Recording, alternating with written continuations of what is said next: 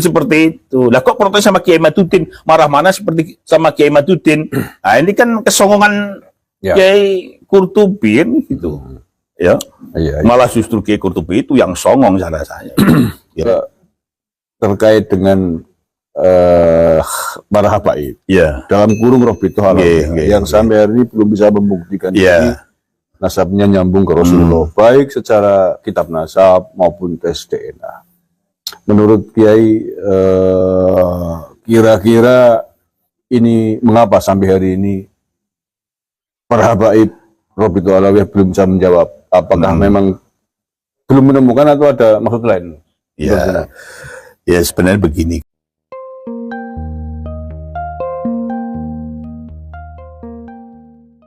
Kalau Assalamualaikum warahmatullahi wabarakatuh. Waalaikumsalam warahmatullahi wabarakatuh. Bismillahirrahmanirrahim. Alhamdulillahirabbil alamin. Allahumma shalli ala sayyidina Muhammadin wa alihi washabihi ajmain. Ma ba'du. Saudaraku sebangsa setanah air yang saya cintai, saya banggakan, ketemu lagi dengan Bong Banyumas dari lereng Gunung Slamet. Alhamdulillahirabbil alamin. Pada malam hari ini saya ditemani oleh Raden Mas Kiai Muhammad Salim. Beliau zuriat dari Sunan Derajat. Betul nggih, Kiai? Sunan Derajat bin Sunan Ampel. Iya. Alhamdulillah. Sehat, Kiai? Alhamdulillah. Hari ini sehat, sakit rabuh lagi. Amin. Bisa ke sini. Terima kasih dengan sedulur-sedulur kabeh. Oke, terima kasih, Kiai. Begini, Kiai. Di media sosial hari ini masih cukup ramai terkait polemik nasab Balawi dan nasab Sunan Gunung Jati. Diputuskan bahwa nasab Sunan Gunung Jati adalah nasab tersendiri dan bukan bagian dari Bani Halawi. Akan tetapi ada salah satu orang yang katanya namanya Kiai Qurtubi dari Bandung, yang mengatakan bahwa Sunan Gunung Jati adalah bagian dari Bani Halawi dan menantang berdebat dengan Kiai Matutin Banten dan seluruh zuriat Wali Songo. Nah, saya ingin konfirmasi nih dengan panjenengan sebagai salah satu zuriat Wali Songo dari Sunan Ampel terkait dengan tantangan tersebut. Sebenarnya begini ya, keputusan yang terjadi kemarin yang sudah disepakati di Pendakar itu sebenarnya suatu keputusan yang sudah mewakili, yang sudah mewakili khususnya bagi kami zuriat para Wali Songo, yang itu sudah mewakili dan umumnya itu bagi masyarakat atau rakyat Indonesia itu sudah mewakili. Nah, tetapi kenapa terjadi lagi suatu kritik atau sesuatu yang menjadikan mereka tidak bisa menerima ini? Mungkin karena ada ini agenda yang terselubung ya, yang dimiliki oleh kalangan-kalangan tertentu yang tidak menerima hasil keputusan itu karena mereka merasa dirugikan. Nah, sebenarnya yang rugi ini kan karena mereka sendiri tidak hadir pada waktu perdebatan di Pendakar. Nah, salah satunya ini Buya Qurtubi ya. Nah, Buya Qurtubi ini kalau menurut saya, kalau menurut saya itu Buya Qurtubi ini seperti anak kecil ya. Nah, seperti anak kecil. Lah, kenapa seperti anak kecil Buya Qurtubi ini? Buya Qurtubi kan tahu ya. Buya Qurtubi itu nasabnya itu bersambungnya kemana? Kemana, Ki? Dia bilang katanya ke Sunan Gunung Jati kan? Katanya begitu. Benar kan? Ini harusnya kan Buya Qurtubi itu harusnya paham diri lah. Dia harus paham diri bahwa nasab Buya Qurtubi itu kalau ya menurut Robito atau menurut itu kemarin ada statement Pak Arifin Smith itu kan nasabnya terputus. Ya, yang mengatakan bahwa Wali Songo itu tidak memiliki keturunan laki-laki, hanya dari perempuan. Terus sekarang Buya Qurtubi mengaku zuriat Sunan Gunung Jati dari garis laki-laki. Nah, ini kan berarti ada permasalahan tersendiri yang harus diselesaikan oleh Buya Qurtubi. Baru dia berurusan dengan Kiai Imaduddin. Ya.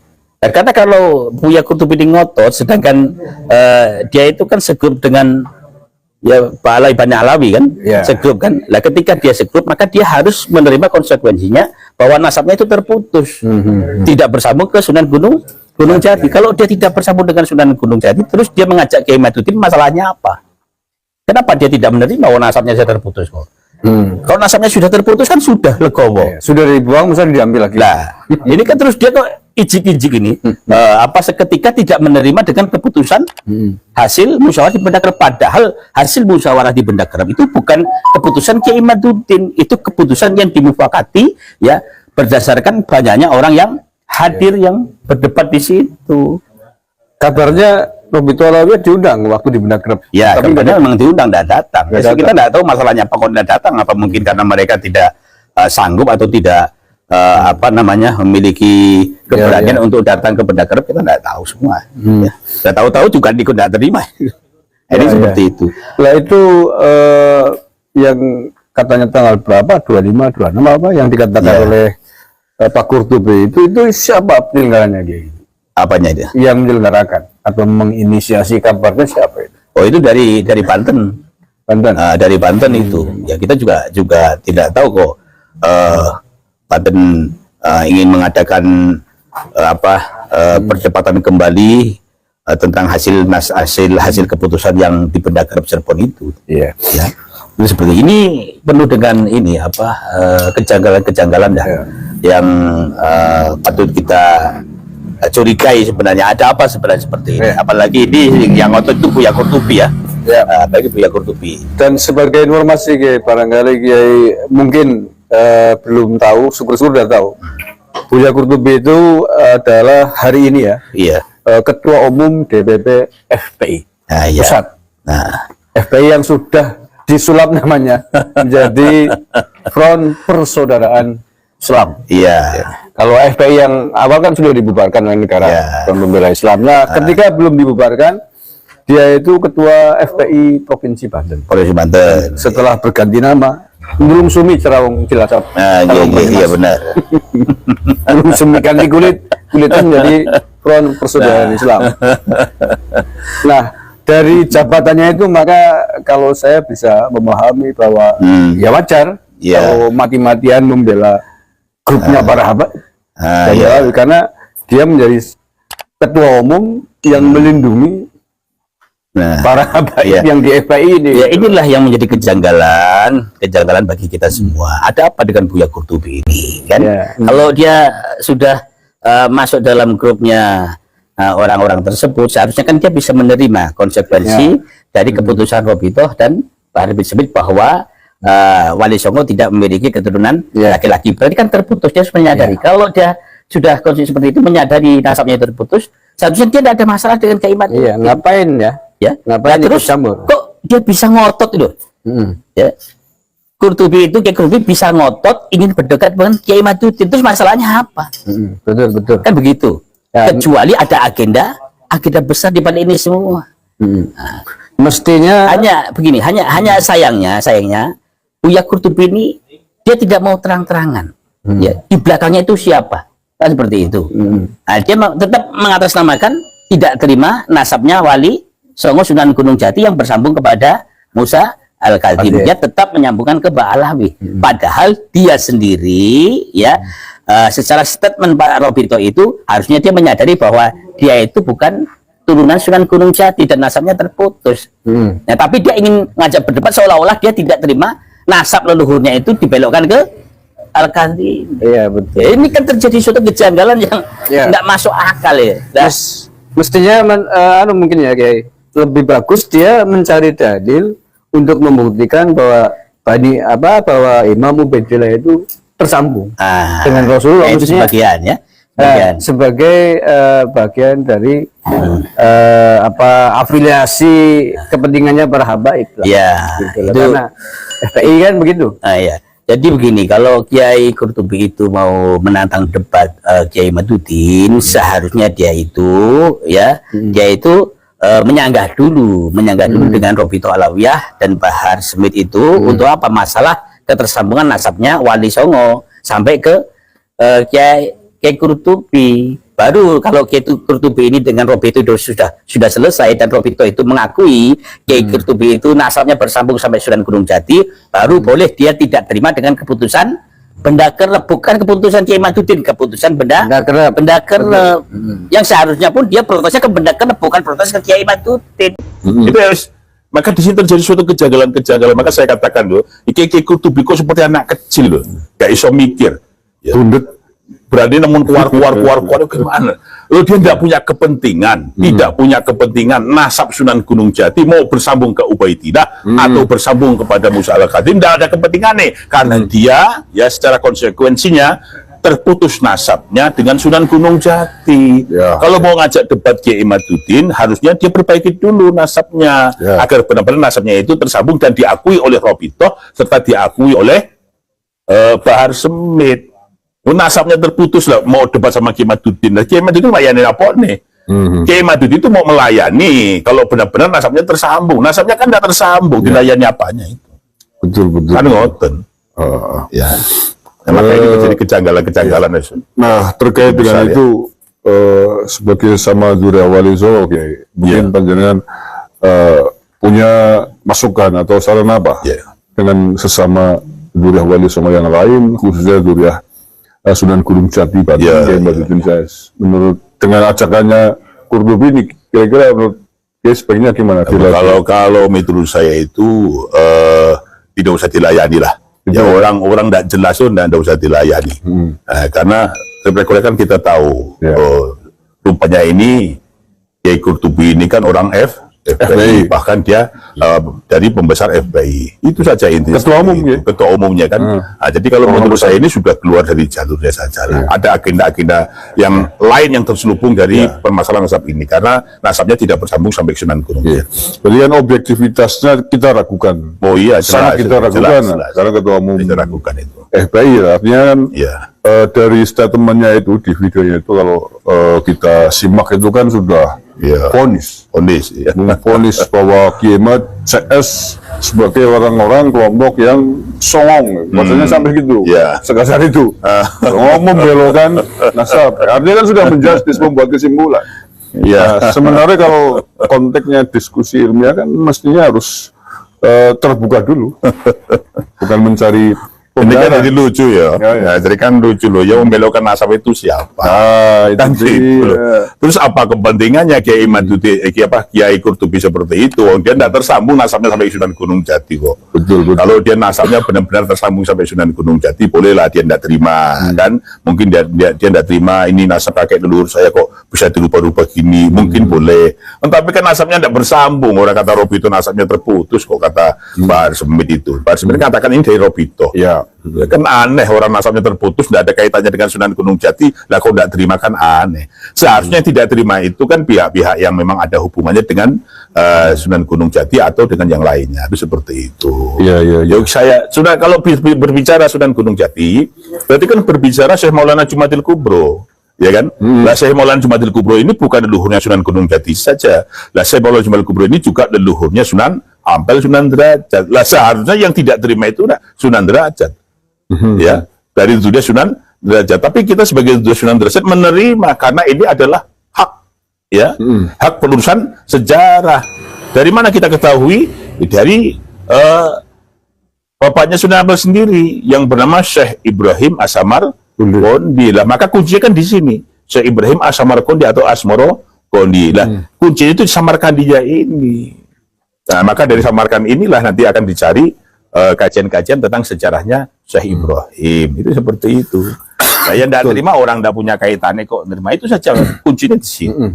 Ya kalau mau jujur kan sebenarnya kalau Kiai Qurtubi menuduh Kiai CS termasuk panjangan membelokkan sejarah, kan apakah bukan sebaliknya kan begitu? Apakah bukan sebaliknya membelokkan sejarah Rasulullah, Dzurriyyah Rasulullah yang ternyata di manuskripnya Kiai yang ditemukan pada abad kelima tidak ada Pahlawi. Berarti kan membelokkan sejarah ini. Apakah bukan ibarat maling teriak maling kan? Ibarat ini ya. Kiai Qurtubi itu kan dia tidak paham, cuman sok paham, kadang-kadang seperti itu. Tidak paham tapi dia sok paham itu. Intinya Kiai Qurtubi itu seperti anak kecil lah. Yang namanya membelokkan sejarah itu kan kalau ada data yang data itu sudah paten dan itu dirubah, itu membelokkan sejarah. Oh, datanya ndak ada kok membelokkan sejarah. Justru yang membelokkan sejarah itu ketika mereka tidak bisa membuktikan sejarah tapi mereka buat sejarah tersendiri. Itu seperti itu. Nah, ya. Mestinya kan itu tuduhan buat mereka sendiri kan.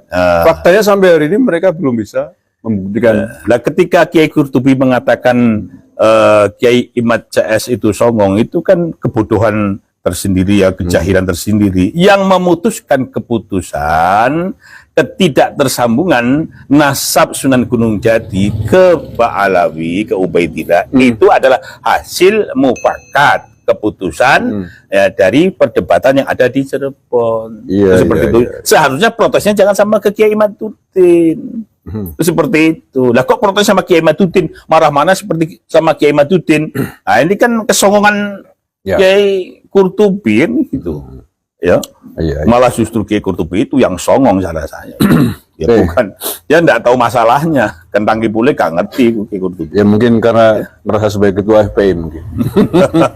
Ditagih perannya mungkin sama bosnya. Ya seharusnya kan kalau dia sudah pengalaman menjadi ketua kan harusnya berbicara itu sesuai dengan alur ceritanya. Enggak boleh sembarangan kan seperti itu. Jadi ini kan nampak bodohnya. Ya ini kalau orang-orang bodoh seperti dijadikan ketua ya koyo minta ini. Oke, Bang terakhir. Iya. Terakhir terkait dengan para habaib. Dalam kurung Robitul Alawiah yang sampai hari ini belum bisa membuktikan ini nasabnya nyambung ke Rasulullah, baik secara kitab nasab maupun tes DNA. Menurut Kiai, kira-kira ini mengapa sampai hari ini para habaib Robitul Alawiah belum bisa menjawab? Apakah memang belum menemukan atau ada maksud lain? Ya sebenarnya begini, kalau kita telaah atau tidak kembali itu banyak agenda-agenda terselubung. Tapi yang jelas ya sampai saat ini memang mereka tidak memiliki data aslinya itu. Tidak memiliki data yang konkret untuk bisa sebagai argumen membantah Kiai Imaduddin. Masih tidak memiliki data. Cuman masalah seperti ini, masalahnya itu. Nah, selama ini Robitul Alawiah itu kan mereka mengklaim bahwa mereka adalah lembaga nasab yang paling soheh. Itu permasalahannya. Klaim mereka. Aku. Nah, ketika ada suatu permasalahan seperti ini, seperti Kiai Imaduddin mengkaji, meneliti nasabnya para habaib, ya bahwa ada keterputusan riwayat, keterputusan sejarah, keterputusan sanad Ubaidillah yang berkaitan dengan Imam Ahmad.